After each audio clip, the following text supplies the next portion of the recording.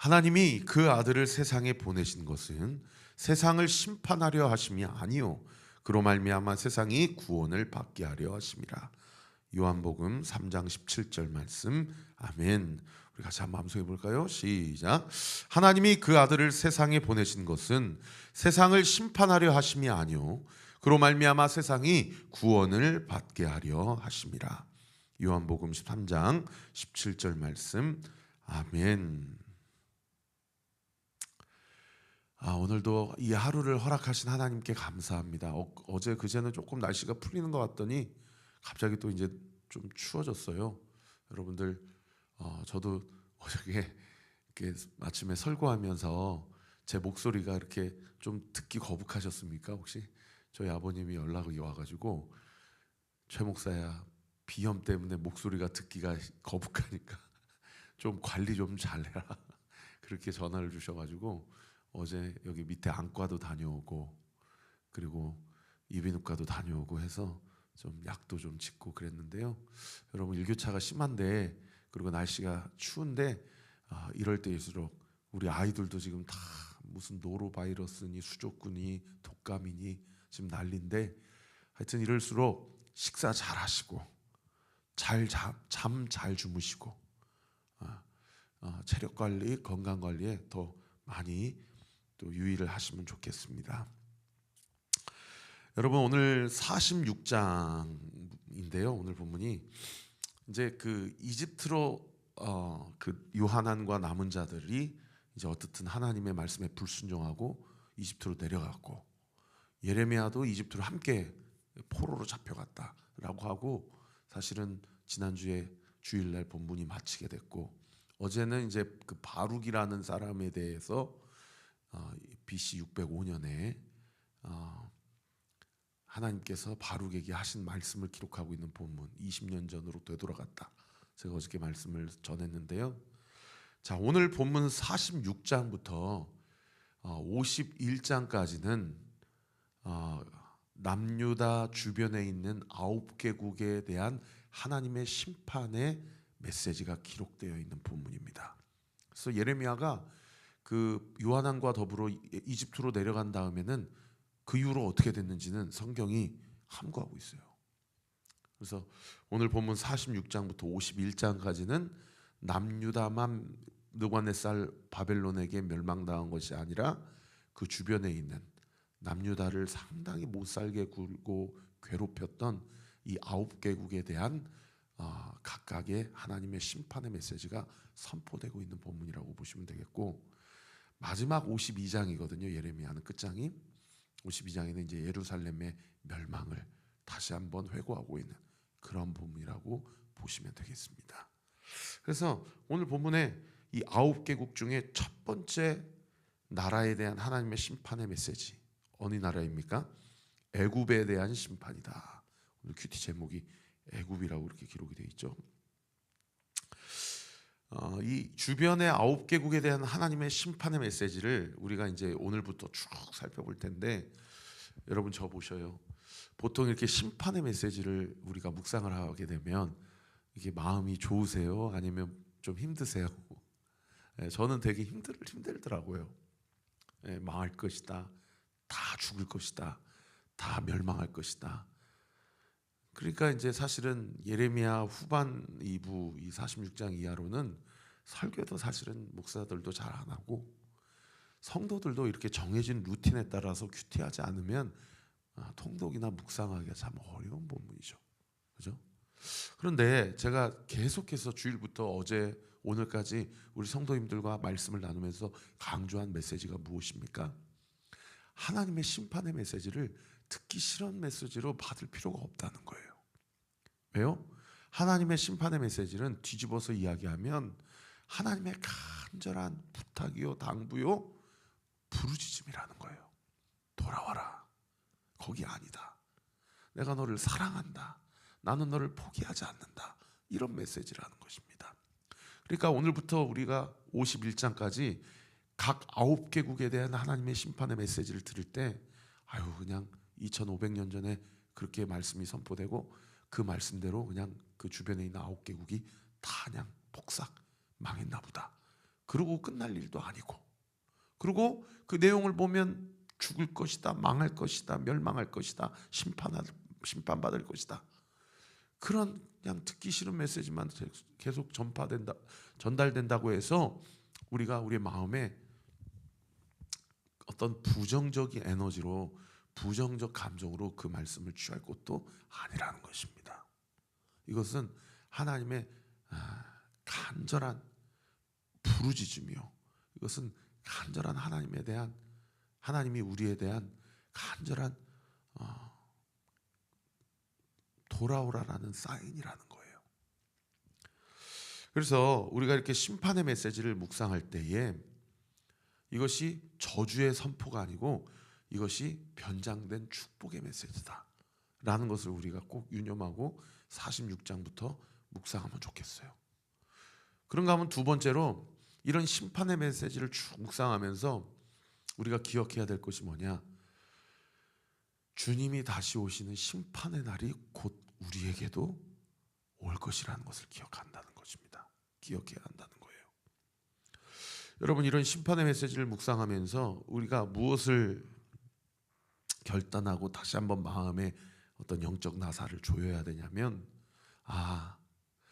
제가 주일날 드렸던 말씀처럼 그냥 칭의, 예수 믿고 세례받고 주님을 내 주인으로 모신다고 고백했다고 해서 그냥 끝나는 것이 아니라 성화, 예수님 닮아가는 과정을 우리가 이 땅 가운데서 살아가면서 저 천국의 하나님 나라가 주님 오시면 완성될 나라이기 이전에 이미 나를 통해 우리 가정과 교회와 이 땅과 이 민족과 이 열방 가운데 이미 임했음을 믿고 하나님의 나라를 살아가야 되고 누려가야 된다는 것을 기억해야 된다는 거예요. 그런 관점에서 보면 이런 심판의 메시지를 묵상할 때마다 우리가 주님 더 닮아가고 싶습니다.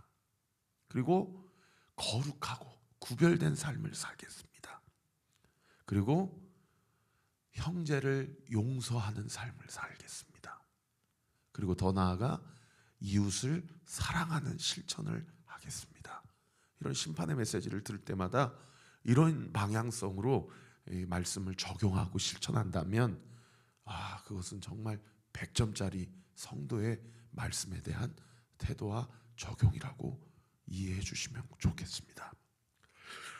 자, 오늘 본문 1절에 제가 지금 이 심판에 대한 메시지가 51장까지 계속되기 때문에 이러한 말씀을 대할 때 우리의 마음의 태도와 자세가 어때야 되는지를, 이게 중요하기 때문에 그냥 듣기 싫은 말씀이나 좀 이렇게 부정적인 말씀은 빨리 지나갔으면 좋겠다, 이러지 마시라고 제가 좀 길게 설교를 했습니다.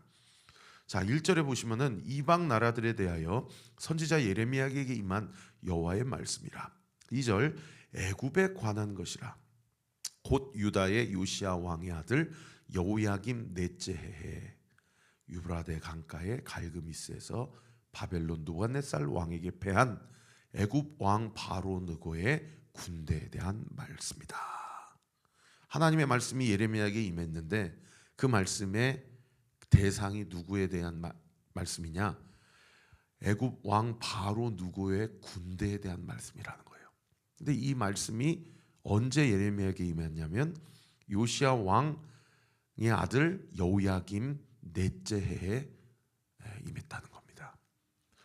어제도 요시야 왕 넷째 해에 바룩에 대한 말씀이 예레미야에게 임했다라고 기록되어 있는데 오늘도 같은 시기에 예레미야에게 하나님의 말씀이 부어졌다는 거예요. 그런데 그때 상황이 어떤 상황이냐? 어저께 말씀드린 대로 BC 605년인데요.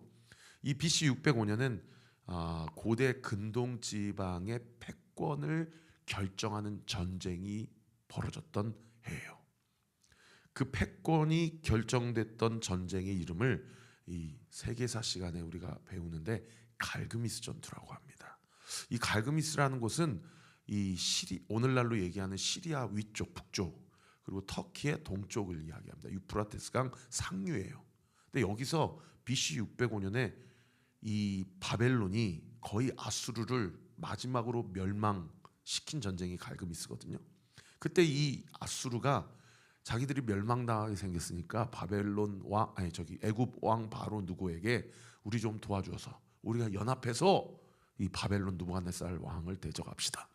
어차피 우리가 멸망하면 당신도 쉽지 않을 겁니다. 그래서 이 아수르와 이집트가 동맹을 맺고 연합전선을 펼칩니다. 그리고 그것에 대항하여서 고대 근동 지방의 패권을 차지하기 위하여 이 세기사 시간에는 신바벨로니아라고 하는데 성경은 바벨론이라고 그냥 하거든요. 그 바벨론의 왕이 느부갓네살 왕이었어요.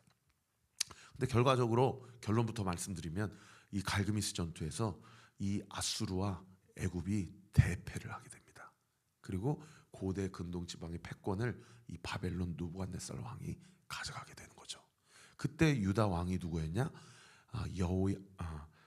요시아의 첫 번째 아들인 18대 왕 여호야김이었어요. 그가 왕이 된 지 넷째 4년이 된 해가 BC 605년입니다. 근데 그때 유다에는 어떤 일이 일어났냐? 이 느부갓네살 왕이 고대 패권을 차지를 하고 아수르는 완전히 멸망을 당했고 이집트는 자기네 동네 나일강으로 도망가 버렸어요. 그리고 아마도 그 터키 동쪽 시리아 북쪽의 갈그미스 전투에서 이기고 남하하여서 이집트까지는 아직 내려가지 않고 유다를 예루살렘을 제외한 유다를 다 정복을 했는데 이때 바벨론으로 끌려갔던 포로가 그 유명한 다니엘과 세 친구입니다. 그때를 얘기하는 거예요. 자, 그때 하나님께서 바로 느고의 군대에 대해서 예레미야를 통해서 뭐라고 예언을 하시냐면 3절에 보십시오. 너희는 작은 방패 동그라미 큰 방패 동그라미 4절에 기병 동그라미 말 안장 동그라미 투구 동그라미 창 동그라미 갑옷 동그라미 3절과 4절에 바로 누구에 대해서 하나님이 뭐라고 얘기하시냐면 야 방패도 챙겨라 큰 방패도 챙기고 작은 방패도 챙기고 기병이여 말의 안장도 지고 타고 투구도 쓰고 창도 갖고 갑옷도 입고 나가서 한번 열심히 싸워봐라. 이 3절과 4절의 뉘앙스가 어떤 뉘앙스냐면 딱 이런 뉘앙스예요. 야 네가 한번 해보는 데까지 해봐라. 네가 한번 열심을 내봐라. 네가 전쟁에서 이길 수 있는지. 이런 뉘앙스예요. 우리 오늘 말씀을 듣고 있는 우리 온리 틴즈 지체들 아무리 학원 열심히 다녀보세요. 하나님 없이 아무리 열심히 공부해보세요. 우리 성도님들 중에 주님 없이 열심히 사업하시고 회사 생활 한번 해보세요. 하나님이 그렇게 얘기하시는 나 없이 한번 성공해봐라. 그 결론이 어떻게 되는지 이렇게 되는 거예요. 그래서 오늘 본문 197페이지에 이 오지훈 성도님 묵상 간증 보면 하나님 없이 열심히 하니까 결국에 그 결론이 17년 만에 그냥 저기 자회사로 그냥 좌천되는. 그런데 말씀을 통해서 자기의 생각이 얼마나 어리석었고 자기가 그동안 얼마나 교만했는지를 깨닫게 돼요. 여러분 이게 은혜예요. 이게 은혜예요. 여러분 하나님 없이 열심히 한번 살아보세요. 그건 성공해도 성공이 아닙니다. 그러니까 하나님 없이 열심을 내는 인생의 결과가 5절에 어떤 단어로 동그라미 쳐주시면 되냐면 그 5절 하반절에 보시면 두려움이란 단어. 5절 보십시오. 여호와의 말씀이니라. 내가 본즉 그들이 놀라 물러가며 그들은 바로 누구의 군대를 얘기하죠. 그들의 용사는 패하여 황급히 도망하며 뒤를 돌아보지 아니하면 어찌 미냐. 두려움이 그들의 사방에 있음이로다. 마음에 평안이 없고 늘 열심히 살면 열심히 살수록 늘 수고하면 수고할수록 더 자기 능력대로 자기 힘대로 어떤 인생의 의미를 찾아보려고 하고 성공을 쟁취해보려고 하면 할수록 그 사람의 마음의 감정은 평안과 기쁨과 감사가 있는 게 아니라 두려운 거예요.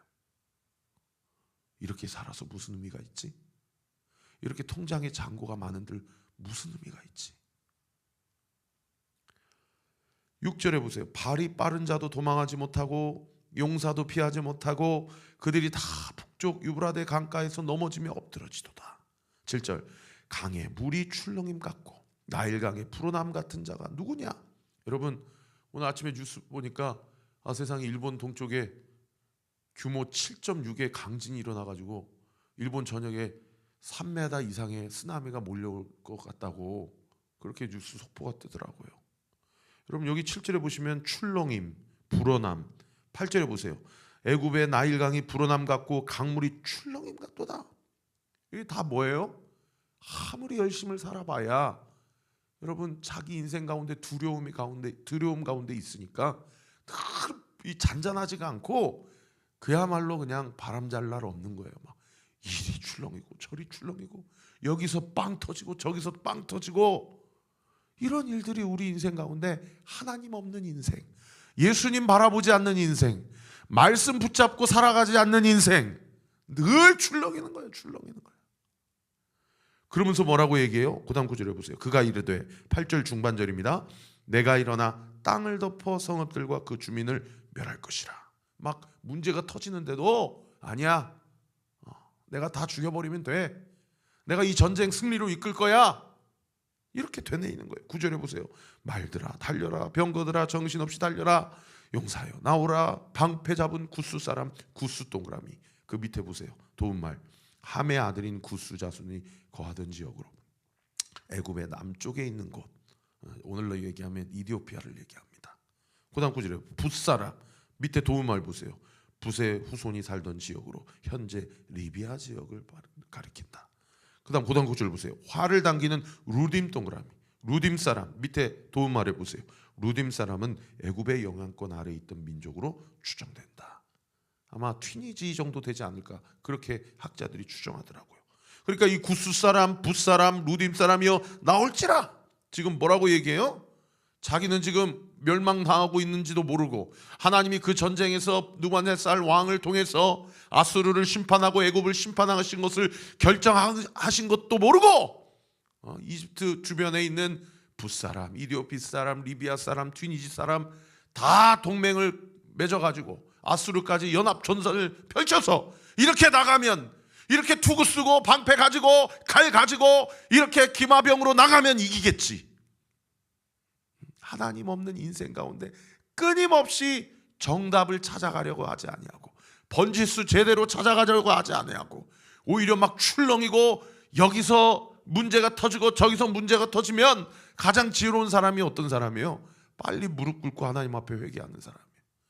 빨리 정답 번지수 제대로 찾고 주님 앞에 나와서 말씀 가운데 자기 죄를 깨닫고 회개하고 내가 지금 어디서부터 잘못됐는지, 하나님은 하나님, 이웃, 너 이 순서로 살라고 하셨는데 내가 지금 나, 이웃, 하나님 순서로 살고 있지는 않은지 자기 자신을 말씀을 통해 봐야 되는데 그거 안 하고 나 좀 도와줘, 저기 가서 나 좀 돈 좀 꿔줘, 여기 가서 내 편 좀 들어줘, 주변 사람들 의지하고 하나님 번지수 찾지 않으니까 어떻게 되는 거예요?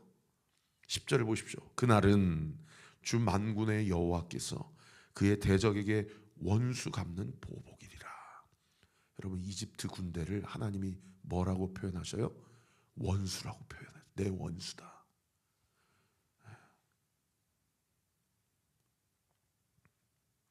그런데 또 11절에는 이집트 보고 뭐라고 얘기하셔요? 처녀딸이라고 하셔요. 처녀딸. 여러분 하나님은 유대인들만을 위해서 구원하시는 예수님이 아니에요. 이방 민족들도 다 예수님 믿으면 구원 받아요. 정신 차리고 회개하고 천부여 의지 없어서 손 들고 옵니다 하고 돌아오면 되는데 교회를 다녀도 하나님과 원수되는지도 모르고 신앙생활을 하는 거예요. 하나님의 심판이 있는 것이죠.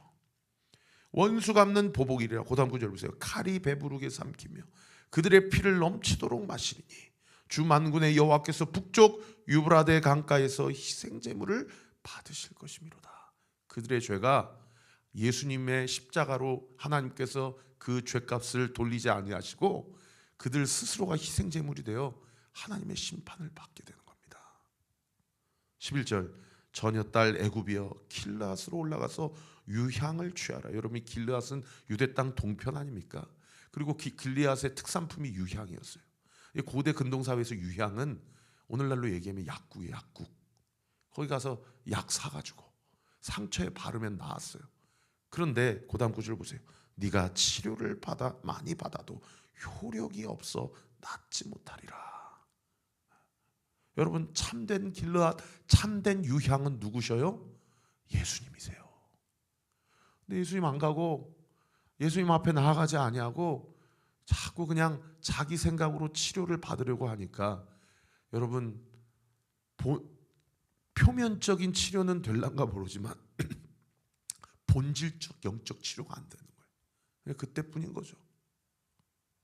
12절, 네 수치가 나라에 들렸고 네 부르짐은 땅에 가득하였나니 용사에게 걸려 넘어져 둘이 함께 엎드려졌습니다. 여러분, 예수님께 나오지 않고 자기 생각으로 그냥 대충 덮고 자기 생각으로 치료받고 또 그리고 여전히 나, 이웃, 하나님 순서로 살아가는 자에게는 12절에 수치 동그라미, 부르짖음 동그라미, 함께 엎드려짐 동그라미. 이게 번지수 제대로 찾지 못하고 여전히 자기중심성을 가지고 신앙생활하는 그리스도인들의 최후일 수 있다는 겁니다. 말씀의 결론을 맺겠습니다.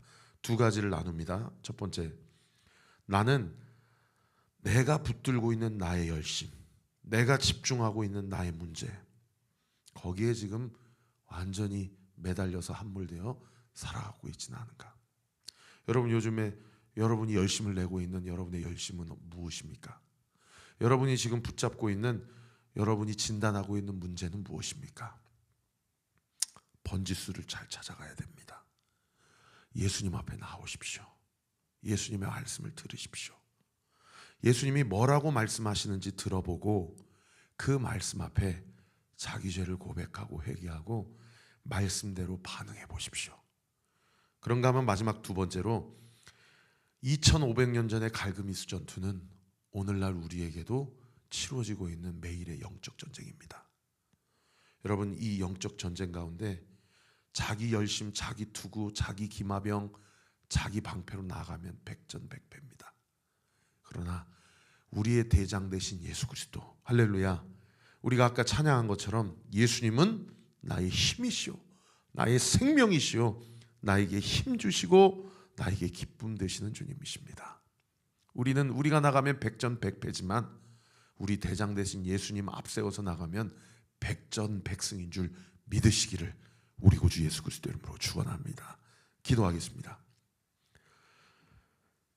아버지 하나님, 감사합니다. 오늘도 한 구절 한 구절을 다 주의하였습니다. 우리 사랑하는 성도들, 오늘 이 아침에 주신 말씀 붙잡고 영적으로 깨어 기도하게 하여 주옵소서. 하나님 없는 열심, 하나님 없는 공로, 하나님 없는 성공, 하나님 없는 역량과 실력은 그 인생의 결과가 두려운 뿐이라는 것, 오늘 이 말씀을 통해서 무겁게 받아들이게 하여 주시고, 내가 붙잡고 있는 나의 열심이나 나의 문제는 무엇인지 그 모든 영적 시선을 돌이켜 그 모든 문제에 해답되시고 정확한 번지수가 되시는 예수 그리스도를 바라보고 주님께 모든 것을 맡기고 주님이 뭐라고 말씀하시는지 들어보고 그 말씀 앞에 기민하게 움직이고 반응하는 저와 우리 모든 온대교회 성도들 되게 하여 주옵소서. 이 아침에도 주님 앞에 기도하는 우리 사랑하는 성도들의 모든 기도 예수의 이름으로 응답될 지어다, 응답될 지어다, 응답되게 될 지어다. 우리 사랑하는 윤영천 문지성 가정, 그 생명의 창조자 되시는 하나님의 역사와 능력이 그 가정 가운데 나타나게 될 지어다, 그렇게 될 지어다, 그렇게 될 지어다. 예수님의 이름으로 기도합니다. 아멘. 이제는 우리 구주 예수 그리스도의 은혜와 하나님의 사랑과 성령 하나님의 위로교통 충만하심이 주신 말씀 붙잡고 오늘도 주 안에서 주님과 함께 동행하며 주의 뜻을 온전히 이루기로 결단하는 우리 사랑하는 온리교회 모든 성도들 머리 위에 지금으로부터 영원토록 함께 하시기를 간절히 축원하옵나이다. 아멘.